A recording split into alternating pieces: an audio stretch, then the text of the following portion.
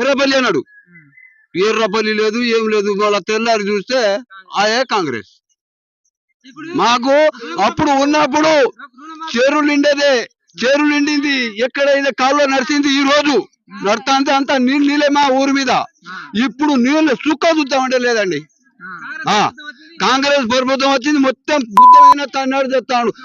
2 లక్షలు మాఫీ చేస్తా అన్నాడు, అది లేదు. మహిళలకు 1500 ఇస్తా అన్నాడు, అది లేదు. 2700 ఇస్తానని, అది లేదు. 15,000 రైతు బంధు ఇస్తానన్నాడు, అది లేదు. ఇప్పుడు రైతు బంధు పాత వేసేదా వాని చేతన అయితే లేదు. అట్లా పెన్షన్ ఎంత వస్తుంది? 2000 వస్తుంది. 4000 ఇస్తా అన్నాడు. ఏం లేదు. నెల తర్వాతనే పింఛన్ ఇచ్చేస్తా, ఇంకలాగ 6000 ఇస్తా అన్నాడు. 6